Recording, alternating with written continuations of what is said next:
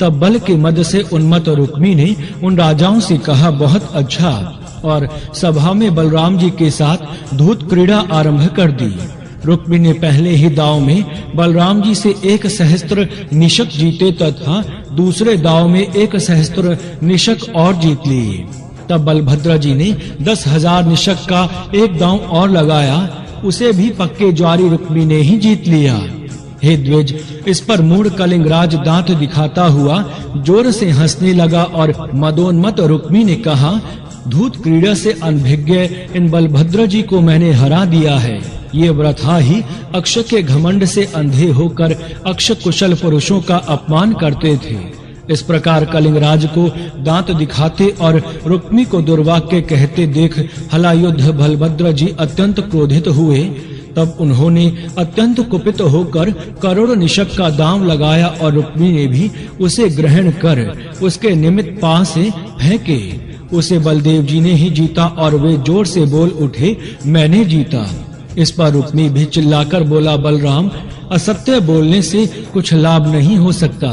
यह दांव भी मैंने ही जीता है। आपने इस दांव के विषय में जिक्र अवश्य किया था, किंतु मैंने उसका अनुमोदन तो नहीं किया।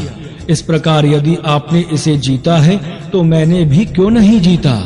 श्री पराशर जी बोले, उसी समय महात्मा बलदेव जी के क्रोध को बढ़ाती हुई आकाशवाणी ने गंभीर स्वर में कहा, इस दांव को धर्मानुसार तो बलराम जी ही जीते हैं।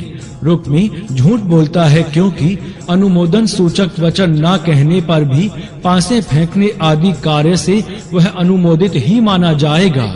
तब क्रोध से अरुण नयन हुए महाबली बलभद्र जी ने उठकर रुक्मी को जुआ खेलने के पासों से ही मार डाला और फिर फड़कते हुए कलिंगराज को बलपूर्वक पकड़कर बलराम जी ने उसके दांत, जिन्हें दिखलाता हुआ वह हंसा था, तोड़ दिए।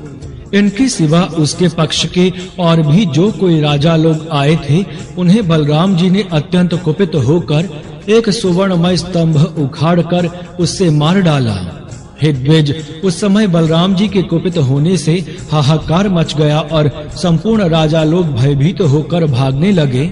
हे मैत्रेय, उस समय रुक्मी को मारा गया देखकर श्री मधुसूदन ने एक और रुक्मिणी के और दूसरी और बलराम जी के भय से कुछ भी नहीं कहा। तदंतर हे द्विज श्रेष्ठ, यादवों के सहित भगवान श्री कृष्ण चंद्र सपत्नीक अनिरुद्ध को लेकर द्वारकापुरी में चले आए। इस प्रकार श्री विष्णु पुराण के 5वें अंश में 28वां अध्याय संपूर्ण हुआ। जय श्री हरि। श्री विष्णु पुराण 29वां अध्याय नरकासुर का वध। श्री पराशर जी बोले, हे मैत्रेय, एक बार जब भगवान श्री द्वारका में ही थे, त्रिभुवन पति इंद्र अपने मत गजराज ऐरावत पर चढ़कर उनके पास आए। द्वारका में आकर वे भगवान से मिले और उनसे नरकासुर के अत्याचारों का वर्णन किया। वे बोले, हे मधुसूदन, इस समय मनुष्य रूप में स्थित होकर भी आप संपूर्ण देवताओं के स्वामी ने हमारे समस्त दुखों को शांत कर दिया है। जो अरिष्ट, धेनुक और केशी आदि असुर सर्वदा तपस्वियों को कलेशित करते रहते थे, उन सबको आपने मार डाला है। कंस, कुवलाय पीड़ और बालघातनी पूतना तथा और भी जो संसार के उपद्रव रूप थे, उन सबको आपने नष्ट कर दिया है। आपके बाहुदंड की सत्ता से त्रिलोकी के सुरक्षित हो जाने के कारण याजकों को दिए हुए यज्ञ भागों को प्राप्त कर देवगण तृप्त हो रहे हैं। हे जनार्दन, इस समय जिस निमित्त से मैं आपके पास उपस्थित हुआ हूँ, उसे सुनकर आप उसके प्रतिकार का प्रयत्न करें। हे शत्रुदमन, यह पृथ्वी का पुत्र नरकासुर प्राज्ञ ज्योतिषपुर का स्वामी है। इस समय यह संपूर्ण जीवों का घात कर रहा है। हे जनार्दन, उसने देवता, सिद्ध, असुर और राजा आदिकों की कन्याओं को बलात् लाकर अपने अंतःपुर में बंद कर रखा है। इस दैत्य ने वरुण का जल बरसाने वाला छत्र और मंद्रांचल का मणि पर्वत नामक शिखर भी हर लिया है। हे कृष्ण, उसने मेरी माता अदिति के अमृत स्त्रावी दोनों दिव्य कुंडल ले लिए हैं और अब इस ऐरावत हाथी को भी ले जाना चाहता है। हे गोविंद, मैंने आपको उसकी ये सब अनीतियां सुना दी हैं।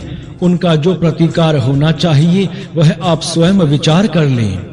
श्री पराशर जी बोले, इंद्र के ये वचन सुनकर श्री देवकी नंदन मुस्कुराए और इंद्र का हाथ पकड़कर अपने श्रेष्ठ आसन से उठे। फिर स्मरण करते ही उपस्थित हुए आकाशगामी गरुड़ पर सत्यभामा को चढ़ाकर स्वयं चढ़े और प्राज्ञ ज्योतिषपुर को चले। तदंतर इंद्र भी ऐरावत पर चढ़कर देवलोक को गए तथा भगवान कृष्णचंद्र सब द्वारिका वासियों के देखते देखते नरकासुर को मारने चले गए। हे द्विजोतम, प्राज्ञ ज्योतिषपुर के चारों ओर पृथ्वी 100 योजन तक मूर दैत्यों के बनाए हुए छुरे के धारा के समान अति तीक्ष्ण पासों से घिरी हुई थी। भगवान ने उन पाशों को सुदर्शन चक्र फेंक कर काट डाला। फिर मूर दैत्य भी सामना करने के लिए उठा। तब श्री केशव ने उसे भी मार डाला। तदंतर श्री हरि ने मूर के साथ 1000 पुत्रों को भी अपने चक्र की धार रूप अग्नि में पतंग के समान भस्म कर दिया।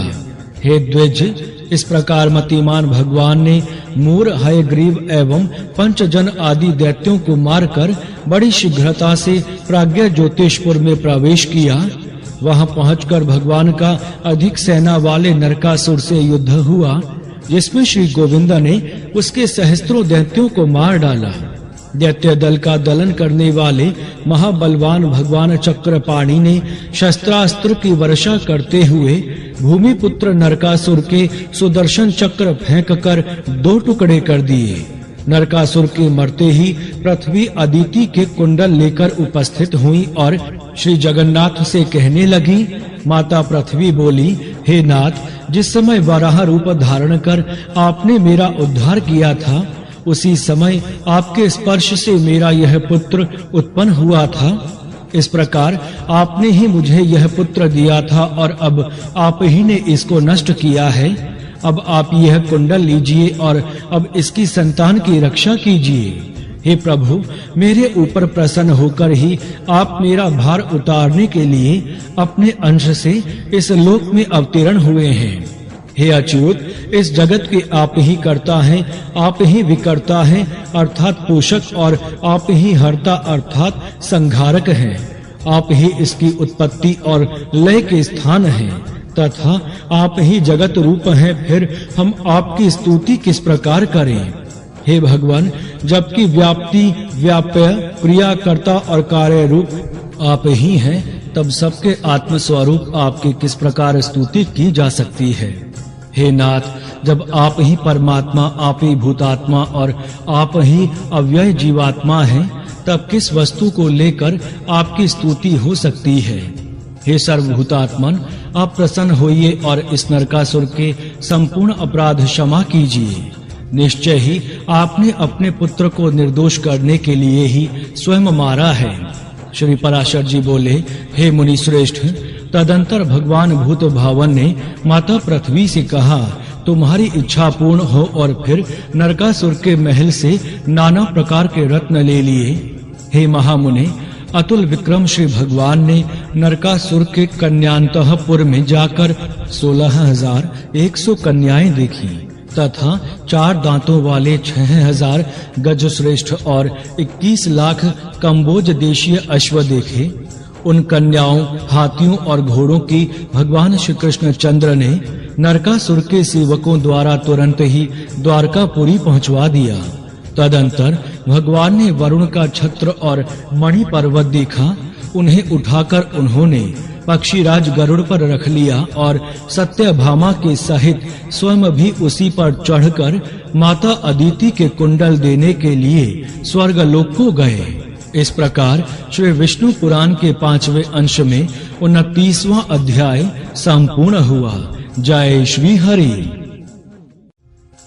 श्री विष्णु पुराण 30वां अध्याय पारिजात हरण। श्री पराशर जी बोले, पक्षीराज गरुड़ उस वारुण छत्र मणि पर्वत और सत्यभामा के सहित श्री कृष्ण चंद्र को लीला से ही लेकर चलने लगे। स्वर्ग के द्वार पर पहुंचते ही श्री हरि ने अपना शंख बजाया। उसका शब्द सुनते ही देवगण अर्घ्य लेकर भगवान के सामने उपस्थित हुए। देवताओं से पूजित होकर भगवान श्री कृष्ण चंद्र ने देव माता अदिति के श्वेत मेघ शिखर के समान ग्रह में जाकर उनका दर्शन किया। तब श्री जनार्दन ने इंद्र के साथ देव माता को प्रणाम कर उनके अत्युत्तम कुंडल दिए और उसे नरक वध का वृतांत सुनाया। तदंतर जगन माता अदिति ने प्रसन्नता पूर्वक तन्मय होकर जगद्धाता श्री हरि की अव्यग्र भाव से स्तुति की। माता अदिति बोली, हे कमल नयन, हे भक्तों को अभय करने वाले, हे सनातन स्वरूप, हे सर्वात्मन, हे भूत स्वरूप, हे भूत भावन, आपको नमस्कार है। हे मन बुद्धि और इंद्रियों के रचयिता, हे गुण स्वरूप, हे त्रिगुणातीत, हे निर्द्वंद, हे शुद्ध सत्व, हे अंतर्यामिन, आपको नमस्कार है।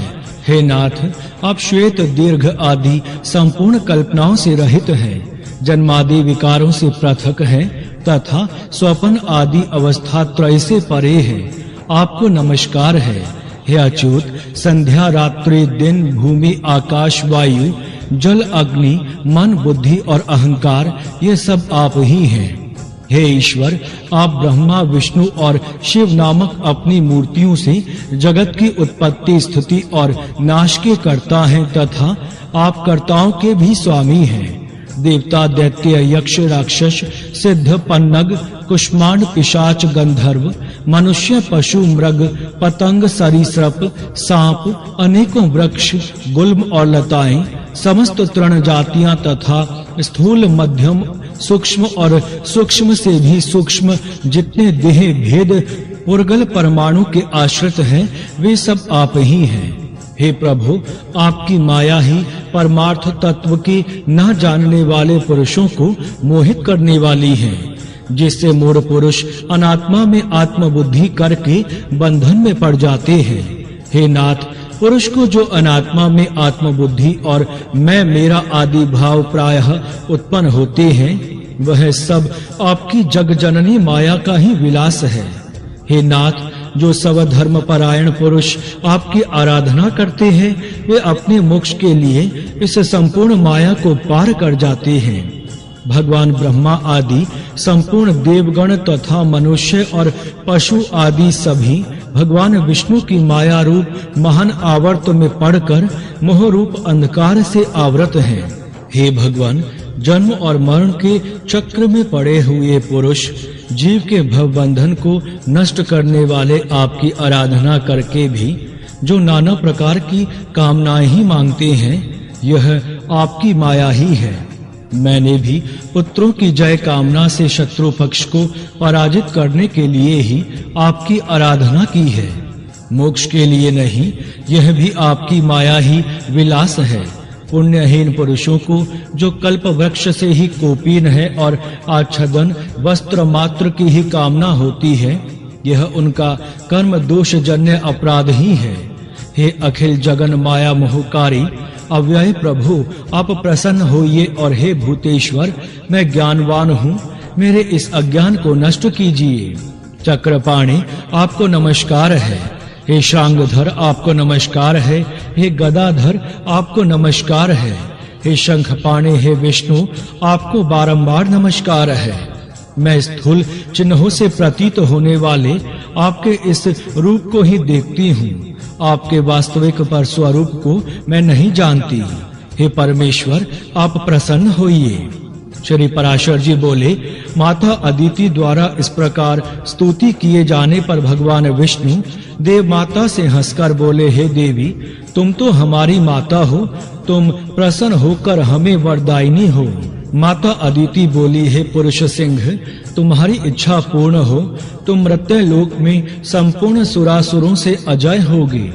श्री पराशर जी बोले, तदंतर शक्र पत्नी शची के सहित कृष्ण प्रिया सत्यभामा ने माता अदिति को पुनः पुनः प्रणाम करके कहा, माता, आप प्रसन्न होइए। माता अदिति बोली, हे सुंदर भ्रुकुटी वाली, मेरी कृपा से तुझे कभी भी वृद्धावस्था या विरूपता व्याप्त न होती होगी। हे अनिंदित तांगी, तेरा नवयौवन सदा स्थिर रहेगा। श्री पराशर जी बोले, तदंतर माता अदिति की आज्ञा से देवराज ने अत्यंत आदर सत्कार के साथ भगवान श्री कृष्ण चंद्र का पूजन किया, किंतु कल्प वृक्ष के पुष्पों से अलंकृता इंद्राणी ने सत्यभामा को मानुषी समझकर वे पुष्प ना दिए। हे साधु श्रेष्ठ, तदंतर सत्यभामा के सहित श्री कृष्ण चंद्र ने भी देवताओं के नंदन आदि मनोहर उद्यानों को देखा। वहां पर केशी निषूदन जगन्नाथ भगवान श्री कृष्ण ने सुगंध पूर्ण मंजरी पुंजधारी नित्य ह्लादकारी और ताम्रवर्ण बाल पत्तों से सुशोभित अमृत मंथन के समय प्रकट हुआ तथा सुनहरी छाल वाला पारिजात वृक्ष देखा। हे द्विजोतम, उस अत्योत्तम वृक्ष राज को देखकर परम प्रीति वश सत्यभामा अति प्रसन्न हुई और श्री गोविंद से बोली, हे कृष्ण, इस वृक्ष को द्वारकापुरी क्यों नहीं ले चलते? यदि आपका यह वचन कि तुम ही मेरी अत्यंत प्रिया हो तो मेरे गृह उद्यान में लगाने के लिए इस वृक्ष को ले चलिए। हे कृष्ण, आपने कई बार मुझसे यह प्रिय वाक्य कहा है कि हे सत्य, मुझे तू जितनी प्यारी है उतनी न जामवती है और न रुक्मिणी। हे गोविंद, यदि आपका यह कथन सत्य है, केवल मुझे बहलाना ही नहीं है, तो यह पारिजात वृक्ष मेरे ग्रह का भूषण हो। मेरी ऐसी इच्छा है कि मैं आपके केश कलापों में पारिजात पुष्प गूंथकर अपनी अन्य सपत्नियों में सुशोभित हूँ। श्री पराशर जी बोले, सत्यभामा के इस प्रकार कहने पर श्री हरि ने हंसते हुए उस पारिजात वृक्ष को गरुड़ पर रख लिया। तब नंदन वन के रक्षकों ने कहा, हे गोविंद, देवराज इंद्र की पत्नी जो महारानी शची हैं, यह पारिजात वृक्ष उनकी संपत्ति है, आप इसका हरण ना कीजिए। क्षीर समुद्र से उत्पन्न होने के अनंतर यह देवराज को दिया गया था। फिर हे महाभाग, देवराज ने कुतूहल वश इसे अपनी महिषी शची देवी को ही दे दिया है। समुद्र मंथन के समय शची को विभूषित करने के लिए ही देवताओं ने इसे उत्पन्न किया था। इसे लेकर आप कुशल पूर्वक नहीं जा सकेंगे। देवराज भी जिसका मुख देखते रहते हैं, उस शची की संपत्ति, इस पारिजात की इच्छा आप मुड़ताही से ही करते हैं। इसे लेकर भला कौन सा कुशल जा सकता है? हे कृष्ण, देवराज इंद्र इस वृक्ष का बदला चुकाने के लिए अवश्य ही वज्र लेकर उद्गत होंगे और फिर देवगण भी अवश्य ही उनका अनुगमन करेंगे। अतः हे अच्युत, समस्त देवताओं के साथ रार बढ़ने से आपका कोई लाभ नहीं, क्योंकि जिस कर्म का परिणाम कटु होता है, पंडित जन उसे अच्छा नहीं कहते। श्री पराशर जी बोले, उद्यान रक्षकों के इस प्रकार कहने पर सत्यभामा ने अत्यंत क्रुद्ध होकर कहा, शची अथवा देवराज इंद्र ही इस पारिजात के कौन होते हैं? यदि यह अमृत मंथन के समय उत्पन्न हुआ है तो सबकी समान संपत्ति है। अकेला इंद्र ही इसे कैसे ले सकता है? अरे वन रक्षकों, जिस प्रकार समुद्र से उत्पन्न हुए मदिरा, चंद्रमा और लक्ष्मी का सब लोग समानता से भोग करते हैं, उसी प्रकार पारिजात वृक्ष भी सभी की संपत्ति है। यदि पति के बाहुबल से गर्विता होकर शची ने ही इस पर अपना अधिकार जमा रखा है, तो उससे कहना कि सत्यभामा उस वृक्ष को हरण कराकर लिए जाती है, तुम्हें क्षमा करने की आवश्यकता नहीं है। अरे मालियों, तुम जाकर तुरंत मेरे ये शब्द शची से कहो कि सत्यभामा अत्यंत गर्वपूर्वक कड़े अक्षरों में यह कहती है कि यदि तुम अपने पति को अत्यंत प्यारी हो और वे तुम्हारे वशीभूत हैं, तो मेरे पति को पारिजात हरण करने से रोके। मैं तुम्हारे पति शक्र को जानती हूँ और यह भी जानती हूँ कि वे देवताओं के स्वामी हैं, तथापि मैं मानवी ही तुम्हारे इस पारिजात वृक्ष को लिए जाती हूँ। श्री पराशर जी बोले, सत्यभामा के इस प्रकार कहने पर वन रक्षकों ने शची के पास जाकर उससे संपूर्ण वृतांत ज्यों का त्यों कह दिया। यह सब सुनकर शची ने अपने पति देवराज इंद्र को उत्साहित किया। हे द्विजोतम, तब देवराज इंद्र पारिजात वृक्ष को छुड़ाने के लिए संपूर्ण देव सेना के सहित श्री हरि से लड़ने के लिए चले। जिस समय इंद्र ने अपने हाथ में वज्र लिया, उसी समय संपूर्ण देवगण परिघ, निशस्त्र, गदा और शूल आदि अस्त्र शस्त्रों से सुसज्जित हो गए। तदंतर देवसेना से घिरे हुए ऐरावतारूढ़ इंद्र को युद्ध के लिए उद्गत देख श्री गोविंद ने संपूर्ण दिशाओं को शब्दयमान करते हुए शंख ध्वनि की और हजारों लाखों तीखे बाण छोड़े। इस प्रकार संपूर्ण दिशाओं और आकाश को सैकड़ों बाणों से पूर्ण देख देवताओं ने अनेकों अस्त्र शस्त्र छोड़े। त्रिलोकी के स्वामी श्री मधुसूदन ने देवताओं के छोड़े हुए प्रत्येक अस्त्र शस्त्र के लीला से ही हजारों टुकड़े कर दिए। सर्पाहारी गरुड़ ने जलाधिपति वरुण के पाश को खींचकर अपनी चोंच से सर्प के बच्चे के समान उसके कितने ही टुकड़े कर डाले। श्री देवकी नंदन ने यम के फेंके हुए दंड को अपनी गदा से खंड खंड कर दिया और पृथ्वी पर गिरा दिया। कुबेर के विमान को भगवान ने सुदर्शन चक्र द्वारा तिल तिल कर डाला और सूर्य को अपनी तेजोमय दृष्टि से देखकर ही निस्तेज कर दिया। भगवान ने तदंतर बाण बरसाकर अग्नि को शीतल कर दिया और वसुओं को दिशा विदिशाओं में भगा दिया तथा अपने चक्र से त्रिशूलों की नोक काटकर रुद्रगण को पृथ्वी पर गिरा दिया। भगवान के चलाए हुए बाणों से साध्य गण, विश्व देवगण, मरुदगण और गंधर्वगण सेमल की रुई के समान आकाश में ही लीन हो गए। श्री भगवान के साथ गरुड़ जी भी अपनी चोंच, पंख और पंजों से देवताओं को खाते, मारते और फाड़ते जा रहे थे। फिर जिस प्रकार दो मेघ की जल की धाराएं बरसाते हों, उसी प्रकार देवराज इंद्र और श्री मधुसूदन एक दूसरे पर बाण बरसाने लगे। उस युद्ध में गरुड़ जी ऐरावत के साथ और श्री कृष्ण चंद्र इंद्र तथा संपूर्ण देवताओं के साथ लड़ रहे थे। संपूर्ण बाणों के चूक जाने और अस्त्र शस्त्रों के कट जाने पर इंद्र ने शीघ्रता से वज्र और कृष्ण ने सुदर्शन चक्र हाथ में लिया। द्विज श्रेष्ठ, उस समय संपूर्ण त्रिलोकी में इंद्र और कृष्ण चंद्र को क्रमशः वज्र और चक्र लिए हुए देखकर हाहाकार मच गया।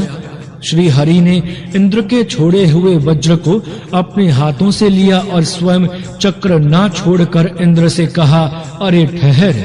इस प्रकार वज्र छीन जाने और अपने वाहन ऐरावत के गरुड़ द्वारा शत विशत हो जाने के कारण भागते हुए वीर इंद्र से सत्यभामा ने कहा, हे त्रिलोकेश्वर, तुम शची के पति हो, तुम्हें इस प्रकार युद्ध में पीठ दिखलाना उचित नहीं है। तुम भागो मत। पारिजात पुष्पों की माला से विभूषिता होकर शची शीघ्र ही तुम्हारे पास आवेगी।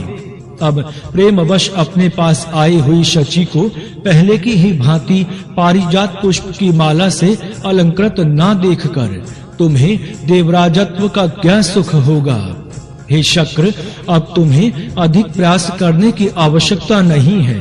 तुम संकोच मत करो और इस पारिजात वृक्ष को ले जाओ। इसे पाकर देवगण संताप रहित हों। अपने पति के बाहुबल से अत्यंत गर्विता शची ने अपने घर जाने पर भी मुझे कुछ अधिक सम्मान की दृष्टि से नहीं देखा था। स्त्री होने से मेरा चित्त भी अधिक गंभीर नहीं है, इसीलिए मैंने भी अपने पति का गौरव प्रकट करने के लिए ही तुमसे यह लड़ाई ठानी थी। मुझे दूसरे की संपत्ति इस पारिजात को ले जाने की क्या आवश्यकता है। शची अपने रूप और पति के कारण गर्विता है, तो ऐसी कौन सी स्त्री है जो इस प्रकार गर्वीली ना हो। श्री पराशर जी बोले, हे द्विज, सत्यभामा के इस प्रकार कहने पर देवराज लौट आए और बोले, हे क्रोधिते, मैं तुम्हारा सुहृद हूँ, अतः मेरे लिए ऐसी वैमनस्य बढ़ाने वाली उक्तियों के विस्तार करने का कोई प्रयोजन नहीं है। जो संपूर्ण जगत की उत्पत्ति, स्थिति और संहार करने वाले हैं, उन विश्वरूप प्रभु से पराजित होने में भी मुझे कोई संकोच नहीं है। जिस आदि और मध्य रहित प्रभु से यह संपूर्ण जगत उत्पन्न हुआ है, जिसमें यह स्थित है और फिर जिसमें लीन होकर अंत में यह ना रहेगा, हे देवी, जगत की उत्पत्ति, प्रलय और पालन के कारण उस परमात्मा से ही प्रास्त होने में मुझे कैसी लज्जा हो सकती है, जिसकी अत्यंत अल्प और सूक्ष्म मूर्ति को, जो संपूर्ण जगत को उत्पन्न करने वाली है, संपूर्ण वेदों को जानने वाले अन्य पुरुष भी नहीं जान पाते, तथा जिसने जगत के उपकार के लिए अपनी इच्छा से ही मनुष्य रूप धारण किया है, उस अजन्मा, अकर्ता और नित्य ईश्वर को जीतने में कौन समर्थ है। इस प्रकार श्री विष्णु पुराण के 5वें अंश में 30वां